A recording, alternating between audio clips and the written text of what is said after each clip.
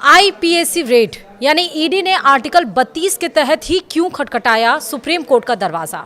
क्या होता है कैविएट जो ममता सरकार ने लगाया है? क्या है आर्टिकल 32 जो आईपीएसी केस में बनेगा ईडी का हथियार? सब कुछ बताएंगे विस्तार से। नमस्कार, आप देख रहे हैं न्यूज 18 का डिजिटल प्लेटफॉर्म और मैं हूं आपके साथ श्रुति श्रीवास्तव। पश्चिम बंगाल में कोयला घोटाले की जांच अब देश की सबसे बड़ी अदालत तक पहुंच गई है। प्रवर्तन निदेशालय यानी ईडी ने कोलकाता स्थित आईपीएसी दफ्तर और इसके डायरेक्टर प्रतीक जैन के घर पर हुई रेड के बाद सुप्रीम कोर्ट का रुख किया है। ईडी ने इसके लिए संविधान के आर्टिकल 32 का सहारा लिया है। यह कदम कानूनी रूप से बेहद गंभीर माना जा रहा है। एजेंसी ने सीधे तौर पर मुख्यमंत्री ममता बनर्जी पर गंभीर आरोप लगाए हैं। उनका कहना है कि मुख्यमंत्री ने खुद रेड वाली जगह पर घुसकर अहम सबूतों और दस्तावेजों को वहां से हटाया है। बंगाल की पुलिस पर भी जांच में बाधा डालने का आरोप लगा है। उधर ममता सरकार ने भी सतर्कता दिखाते हुए सुप्रीम कोर्ट में कैविएट याचिका दाखिल की है। कोलकाता हाई कोर्ट में हंगामे के चलते सुनवाई टलने के बाद अब सबकी नजरें दिल्ली पर टिकी हैं। यह मामला अब एक बड़े संवैधानिक टकराव की ओर बढ़ गया है। अब आपको बताएंगे कि जो ईडी का हथियार बनेगा क्या है आर्टिकल 32, जिसके तहत ईडी सीधे सुप्रीम कोर्ट गई है। दरअसल आर्टिकल 32 को भारतीय संविधान की आत्मा कहा जाता है। इसके तहत कोई भी नागरिक या संस्था मौलिक अधिकारों के हनन पर सीधे सुप्रीम कोर्ट जा सकती है। आमतौर पर जांच एजेंसियां हाई कोर्ट जाती हैं, लेकिन ईडी ने दावा किया है कि बंगाल में उसकी निष्पक्ष जांच करने की आजादी छीन ली गई है। एजेंसी का कहना है कि राज्य की मशीनरी ने कानून का उल्लंघन किया है। पुलिस ने ईडी अधिकारियों को उनकी शक्ति का उपयोग करने से रोका है। यह संवैधानिक अधिकारों के हनन का मामला बन गया है। इसलिए ईडी ने सीधे दिल्ली स्थित शीर्ष अदालत से न्याय की गुहार लगाई है। दूसरा सवाल है, ममता बनर्जी पर क्या है ईडी के वो संगीन आरोप? दरअसल ईडी ने अपनी 28 पन्नों की याचिका में कई सनसनीखेज खुलासे किए हैं। एजेंसी का दावा है कि प्रतीक जैन के घर पर रेड के दरमियान ममता बनर्जी वहां पहुंची थी। आरोप है कि उन्होंने वहां से कई महत्वपूर्ण इलेक्ट्रॉनिक डिवाइस और कागज अपने कब्जे में लिए।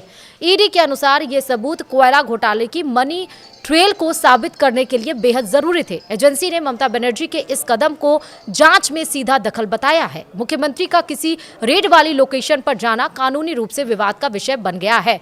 बीजेपी ने भी इस पर सवाल उठाए हैं। सवाल यह भी है कि क्या बंगाल सरकार का कैविएट क्या है और यह क्यों लगाया गया है? दरअसल ममता सरकार को इस बात का पूरा अंदाजा था कि ईडी सुप्रीम कोर्ट जाएगी, इसलिए राज्य सरकार ने पहले ही वहां कैविएट दाखिल कर दिया। कैविएट एक प्रकार का कानूनी सुरक्षा कवच होता है। इसका सीधा मतलब है कि सुप्रीम कोर्ट बंगाल सरकार का पक्ष सुने बिना कोई आदेश नहीं देगा। यह याचिका एक तरफा कार्रवाई को रोकने के लिए लगाई जाती है। बंगाल सरकार चाहती है कि एजेंसी के दावों पर कोई भी फैसला आने से पहले उनका पक्ष सुना जाए। यह कूटनीतिक और कानूनी लड़ाई का एक महत्वपूर्ण हिस्सा बन गया है। वहीं सवाल यह भी है कि आईपैक और कोयला घोटाले का आपस में क्या है कनेक्शन? दरअसल कोयला घोटाले की जांच के दरमियान करोड़ों रुपए की मनी लॉन्ड्रिंग का पता चला है। जांच एजेंसी का दावा है कि घोटाले की बड़ी रकम एक विशेष कोल कंपनी को भेजी गई। यह कंपनी राजनीतिक सलाहकार फर्म आईपैक से जुड़ी बताई जा रही है। इसी लिंक को तलाशने के लिए ईडी ने प्रतीक जैन के ठिकानों पर छापेमारी की थी। बीजेपी ने सवाल उठाया है कि सरकारी दस्तावेज एक प्राइवेट एजेंसी के पास क्या कर रहे थे? क्या बंगाल के अफसर किसी प्राइवेट संस्था को रिपोर्ट कर रहे हैं? यह सवाल अब ममता सरकार के लिए गले की हड्डी बन गया है। वहीं हाई कोर्ट से सुप्रीम कोर्ट तक कैसे पहुंची है कानूनी जंग? ईडी सबसे पहले इस मामले को लेकर कोलकाता हाई कोर्ट गई थी। वहां एजेंसी ने पुलिस की भूमिका और मुख्यमंत्री के हस्तक्षेप की शिकायत की थी, लेकिन शुक्रवार को कोर्ट में वकीलों के भारी हंगामे के कारण माहौल खराब हो गया। इस हंगामे की वजह से हाई कोर्ट ने सुनवाई 14 जनवरी तक के लिए टाल दी। ईडी का मानना है कि जांच में हो रही देरी से सबूत नष्ट हो सकते हैं और इसी कारण एजेंसी को तत्काल सुप्रीम कोर्ट का दरवाजा खटखटाना पड़ा। अब मामला राज्य बनाम केंद्र की बड़ी लड़ाई में तब्दील हो चुका है। सवाल यह भी है क्या बंगाल में अब सीबीआई की एंट्री होगी और आगे क्या होगा?